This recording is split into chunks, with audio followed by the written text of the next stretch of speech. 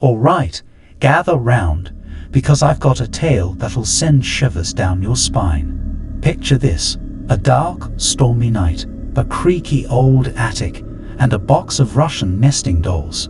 Sounds harmless, right? Well, it wasn't. It all started when I stumbled upon these nesting dolls in the attic of my great-grandmother's house. They were beautifully crafted, each one more intricate than the last.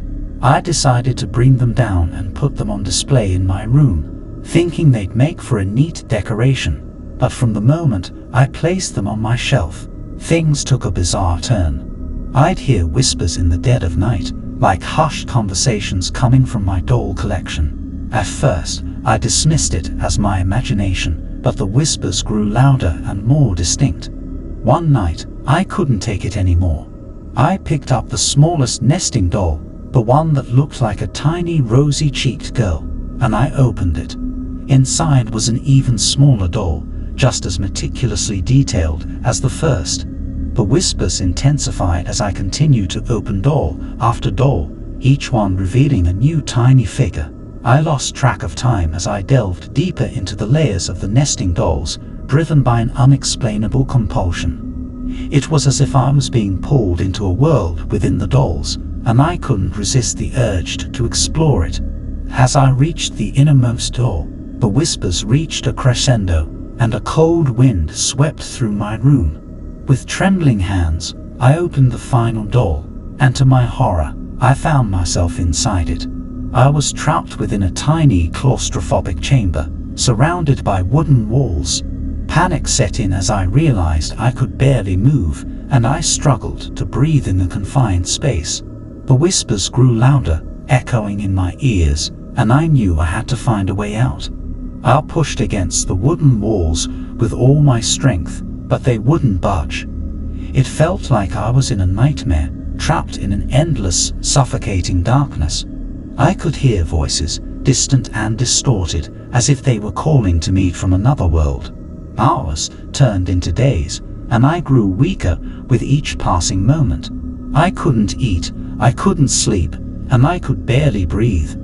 It was a living nightmare, and I feared I would never escape the confines of the nesting dolls. But then, just when I had all but given up hope, I heard a familiar voice, a voice that belonged to my great-grandmother. She was speaking to me from the outside, her words muffled but filled with urgency. She was trying to guide me out of the dolls. With renewed determination, I followed her instructions, pushing and twisting the dolls in just the right way. It felt like an eternity, but finally, I saw a glimmer of light. I reached toward it, desperate to escape the tiny prison I had been trapped in. As I pulled myself out of the nesting dolls, I tumbled onto the floor of my room, gasping for air and drenched in sweat. It was a surreal experience, like I had returned from another dimension. My great-grandmother's voice faded away, and the room fell silent once more. I looked at the nesting dolls, now scattered on the floor, and I knew I could never go near them again. They were a portal to a world I never wanted to revisit. To this day, I can't explain what happened that night. Whether it was a supernatural phenomenon or a figment of my imagination, I'll never know. But one thing is for sure, I'll never look at nesting dolls the same way again. They may seem innocent, but who knows what secrets lie within those wooden layers. Hey there, have I got a bone-chilling tale for you? You know those creepy dolls that seem like they're staring right into your soul? Well, let me tell you about the one that turned my life into a real-life horror story. It all started when I was a kid, maybe around 8 or 9. My grandma had this old, dusty doll collection that she kept in a room nobody ever entered. There were porcelain dolls, cloth dolls, and this one doll, Eliza, that was the stuff of nightmares. Eliza was different. Her eyes were these tiny sawdust beads that followed you wherever you went, and her porcelain skin was cracked and discolored, as if she'd been through hell and back. And that smile, it was more like a sinister grin, as if she knew something we didn't. My grandma warned me to stay away from that room But of course, curiosity got the better of me.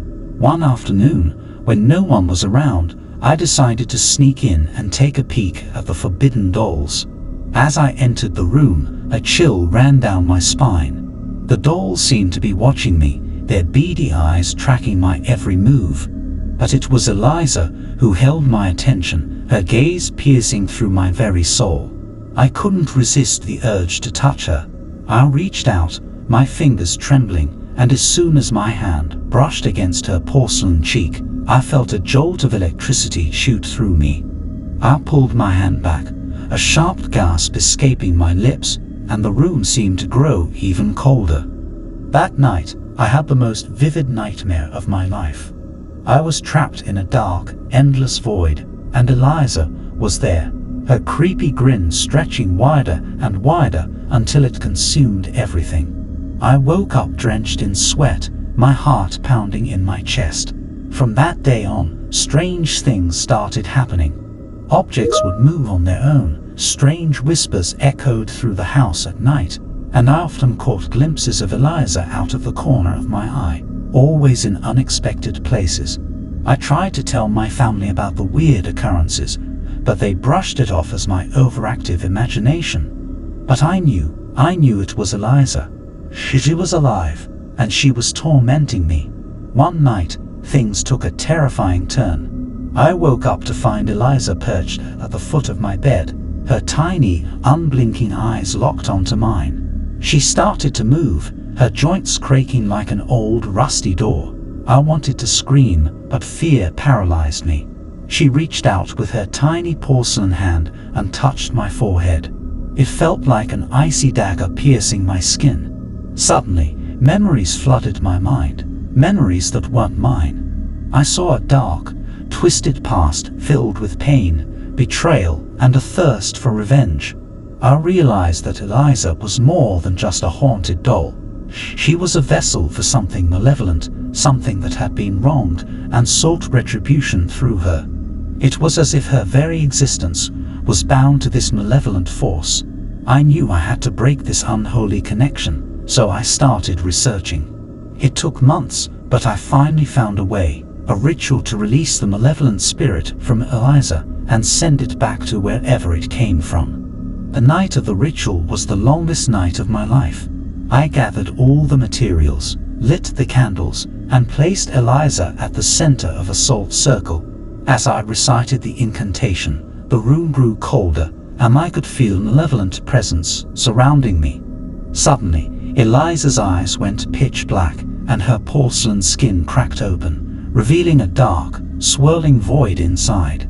I continued the ritual, pouring my heart and soul into it, until finally, with a blinding flash of light, the malevolent spirit was banished from Eliza. The room grew warm again, and I collapsed on the floor, exhausted but relieved. Eliza was just a lifeless doll once more, her malevolent force gone. I knew I had done the right thing, but the memory of those horrifying experiences still haunts me. So, my friend, take this as a cautionary tale. Not all dolls are innocent playthings. Some carry a darkness within them that can only be vanquished through sheer determination and a touch of the supernatural.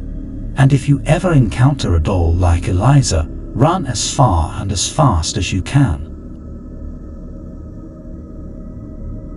Alright, sit tight and brace yourself, because this story is about to take you on a wild ride through the chilling depths of the supernatural.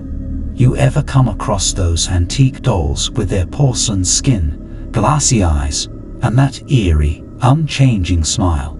Well, let me tell you about the one that turned my life into a real-life horror show. It all began when I stumbled upon an antique doll at a yard sale. It looked innocent enough, standing there amidst a clutter of forgotten toys and dusty old books. But there was something about it, something that drew me in. Maybe it was the delicate lace dress or the faded blue eyes that seemed to follow me as I moved. I thought, what a neat addition this would make to my bookshelf. Little did I know, that doll was far from ordinary. It was the kind of doll that could send a chill down your spine with just a single glance. And as it turns out, it had a plan of its own. The first night I brought that doll home, things started to get weird. I swear I heard giggles coming from my room, soft, childlike giggles that sent shivers down my spine. Now I've seen enough horror movies to know that when you hear creepy giggles in the dead of night, you don't investigate. But I did. I crept into my room, heart pounding, and there it was, the doll, sitting on my bed.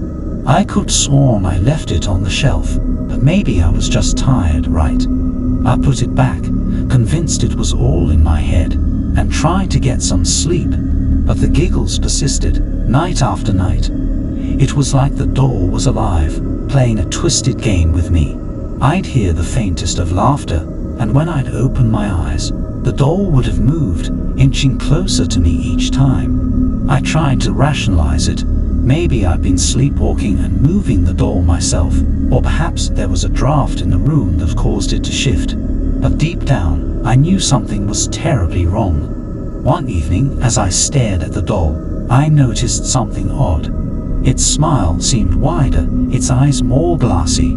It was as if it had come to life, its porcelain face contorted into a sinister grin. I couldn't believe what I was seeing. It was as if the doll was mocking me, reveling in my fear. I decided it was time to put an end to this madness. I grabbed the doll, determined to get rid of it once and for all. I wrapped it in a blanket, carried it down to the basement, and locked it in a storage closet. It was over, I thought. The nightmare was finally behind me. Or so I thought.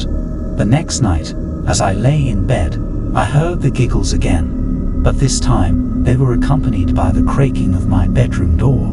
My heart raced as I watched the door inch open, revealing the doll, standing there, grinning from ear to ear.